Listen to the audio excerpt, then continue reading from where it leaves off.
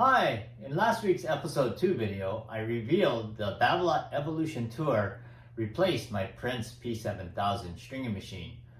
I also mentioned that there was a part on the machine that was damaged during shipping, so I had to have Babolat send me a replacement part, and I'm glad to report that the new turntable is working perfectly fine. Now that I've had this machine for 6 days now, I've had the opportunity to string a few rackets on it, but I really feel like I need to get a little bit more under my belt to give you an overview and assessment of the machine, so I hope to have that video next week. As for this week's video, I thought I'd share with you what Heather and I did as we unpacked and assembled the machine to get it up and running. And I'll also share a quick tip at the end of this video. Alright, let's get into it. Alright, so when the machine arrived, it came in 2 boxes, and you can see the bottom one that's on a pallet. In fact, it was attached to the pallet. The top box, which I'm opening right now, is that's the base that I'm taking out right there. And then that's the base cover. And the next item is the actual stand. So it was pretty heavy.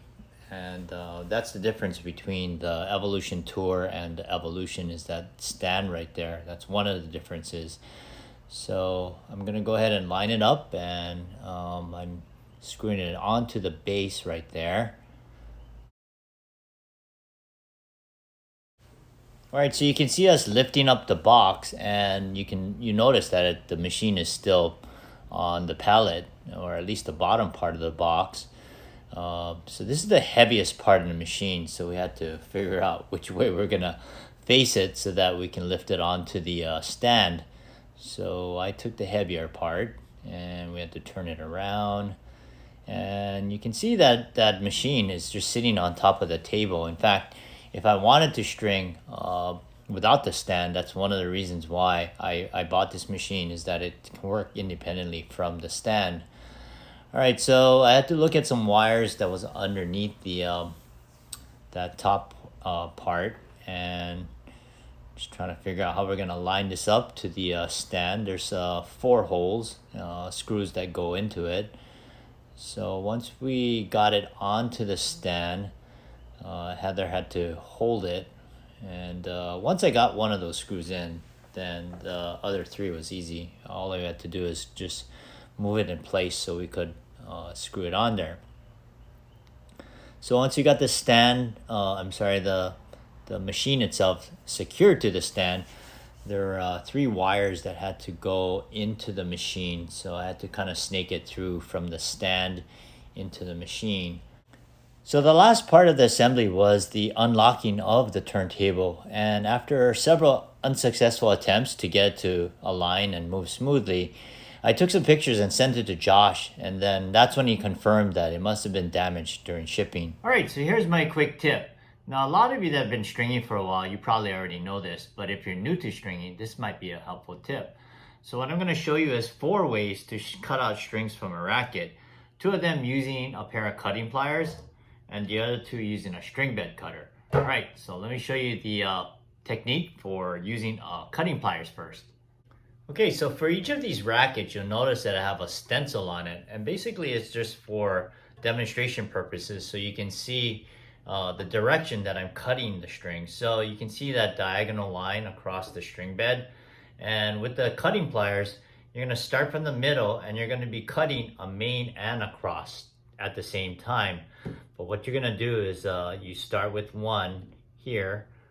I'm going to cut it both at the same time, and well, that line is out of alignment, but you're just going to go back and forth, so you're trying to do one in the bottom and then one at the top, so you're eventually going to reach the ends, or at least the corners of the racket, and that line is no longer a line, and I can't get the 2 strings right here. Oh, there it is. Okay, so I'm going to cut those 2, these 2 right here.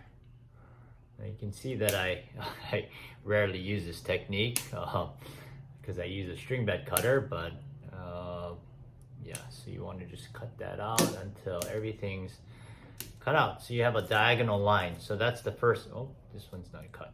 All right, so there's a diagonal line that's cut right through. So you're just gonna take out the strings after that.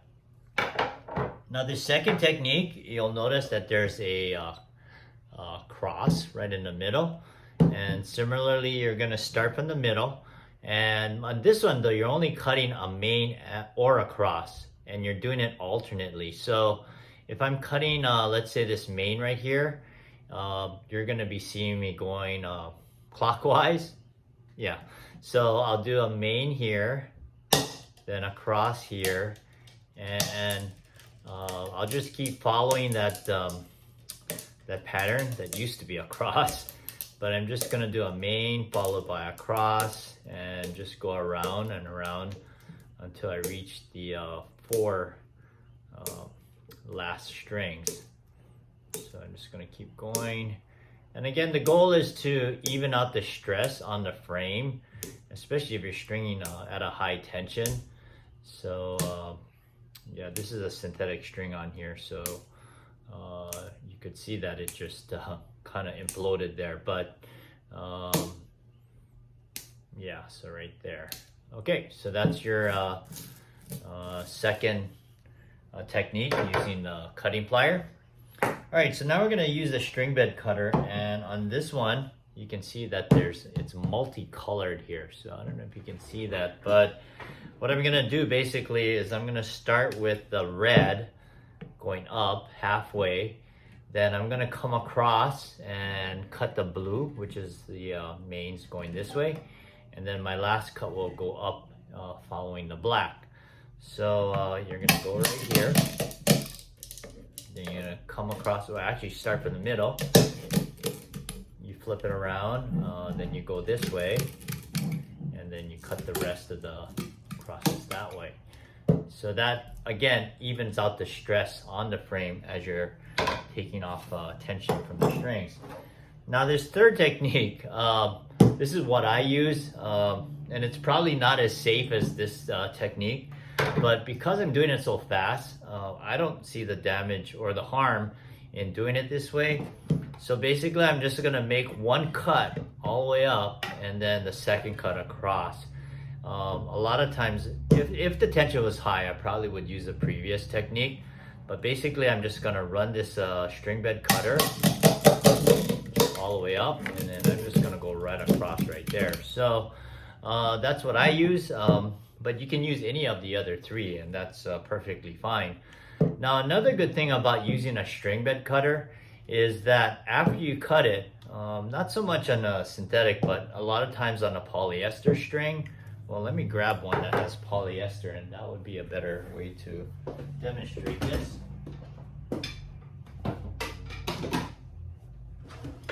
All right, so I have one of my rackets here, so I'm gonna go ahead and cut it out. Okay, so with the polyester string compared to the synthetic, you can see how the synthetic is just totally separated.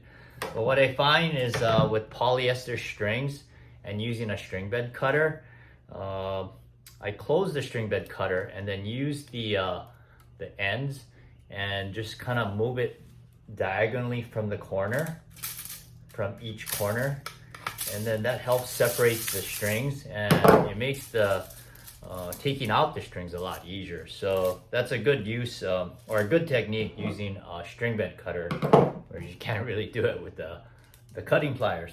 So I hope that tip was helpful. Thanks for watching, happy stringing, and let your strings play.